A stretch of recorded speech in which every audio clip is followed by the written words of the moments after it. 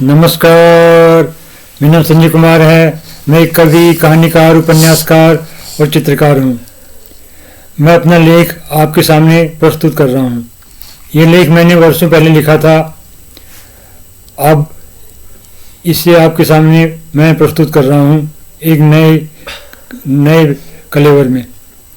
मेरे लेख का शीर्षक है श्रेष्ठ लेखन। श्रेष्ठ लेखक श्रेष्ठता का वर्णन करते हैं। समाज में बुराइयां हमेशा रहती हैं। श्रेष्ठ लेखक बुराइयों का समाधान बताते हैं। आजकल भी कुछ लेखक प्रगतिशीलता के नाम पर मार्क्सवाद का समर्थन करते हैं। इस तरह वो फूहड़ मार्क्सवादी हो जाते हैं। जो प्रगतिशीलता व्यवहारिक नहीं होती वह नष्ट हो जाती है। अब तक भारत में और विश्व में जितने भी महान लेखक हुए हैं वो सब श्रेष्ठता के वर्णन से ही महान बने हैं। मार्क्सवाद अप्रासंगिक हो गया है, पर फिर भी बहुत से लेखक मार्क्सवाद से चिपके हुए हैं। उनका कहना है कि मार्क्सवाद फिर से आएगा और फिर भारत और विश्व में एक नवीन और श्रेष्ठ सभ्यता का जन्म होगा। आर्थिक व्यवस्था निरंतर बदलती रहती है। जैसे जैसे उत्पादन के साधन में परिवर्तन होता है वैसे वैसे आर्थिक व्यवस्थाएं भी बदलती रहती हैं।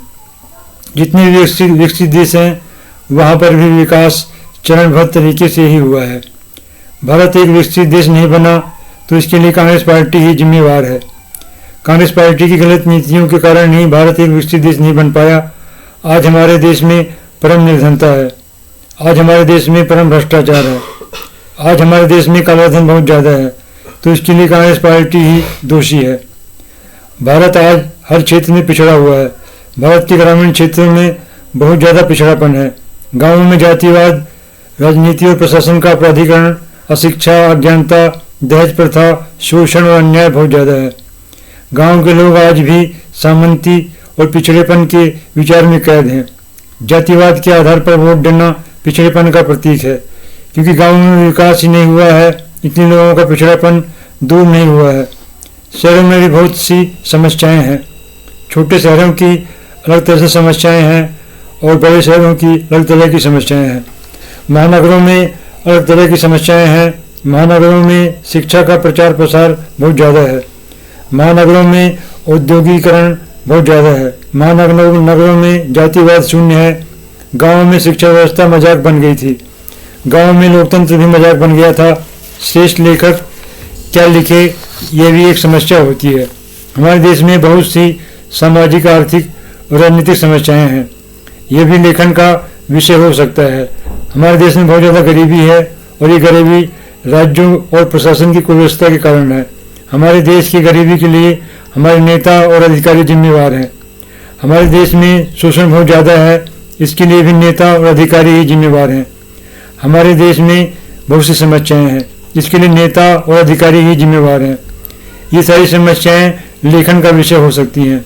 कविता का विषय अलग होता है तो कहानी का विषय अलग होता है।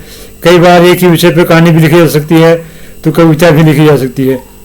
प्रकृति प्रेम पर कहानी नहीं लिखी जा सकती। उपन्यास का विषय कुछ भिन्न प्रकार का होता है। लेखन का आनंद अद्भुत होता है। जो लेखक जितना ज़्यादा आनंद रूप को लिखता है तो उसकी रचना उतनी ही श्रेष्ठतम होती है। लेखक के लिए अध्ययन बहुत जरूरी है। जो लेखक जितना ज़्यादा अध्ययन करता है उतना ही श्रेष्ठतम लेखक वह बनता है। अध्ययन के लिए एक बात बहुत जरूरी है कि हमें श्रेष्ठतम का ही अध्ययन करना चाहिए। अगर लेखक घटिया विषयों का अध्ययन करता है तो उसका विनाश निश्चित होता है और वो समाप्त हो जाता है और उसका लेखन भी समाप्त हो जाता है। श्रेष्ठतम साहित्य ही मनुष्य को महानतम प्रेरणा देता है। तुलसीदास का साहित्य तुलसीदास का साहित्य लोग इसलिए पढ़ते हैं क्योंकि उसे पढ़ने से लोगों को महानतम प्रेरणा मिलती है। श्रेष्ठतम साहित्य ही काल को पराजित करके हमेशा के लिए अमर हो जाता है। बुद्ध ने ऋषि मोक्ष कहा था, श्रेष्ठ साहित्य पढ़ने से वैसा ही आनंद आता है। हर कोई लेखक नहीं बन सकता। जिसे लिखने में परम आनंद की अनुभूति होती है वही श्रेष्ठ लेखक बन सकता है।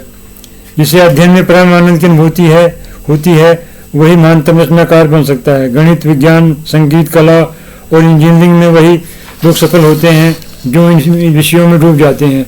फिर वो मानव समाज के लिए एक मिसाल बन जाते हैं। आज गणित का बहुत अधिक विकास हो चुका है। आज गणित की 35 से अधिक शाखाएं बन गई हैं। जीव विज्ञान का भी बहुत अधिक विकास हो चुका है। भौतिक विज्ञान का भी बहुत अधिक विकास हो चुका है। रसायन विज्ञान का भी बहुत अधिक विकास हो चुका है। चिकित्सा विज्ञान में 60 प्रकार की प्रणालियाँ विकसित हो चुकी हैं। इसी तरह कृषि विज्ञान में भी बहुत तरह की शाखाएं विकसित हो गई हैं। आज जो भी विज्ञान, गणित, इंजीनियरिंग हम देख रहे हैं वो सब परम आनंद की ही अभिव्यक्ति हैं। गणित का भी और विकास होगा और होना भी चाहिए, विज्ञान का भी और विकास होगा और होना भी चाहिए। परम आनंद को पाना ही मनुष्य के जीवन का लक्ष्य है। आपको अगर मेरा ये वीडियो अच्छा लगा हो तो कृपया मेरे चैनल को सब्सक्राइब कर लें। नमस्कार। भारत माता की जय। वंदे मातरम।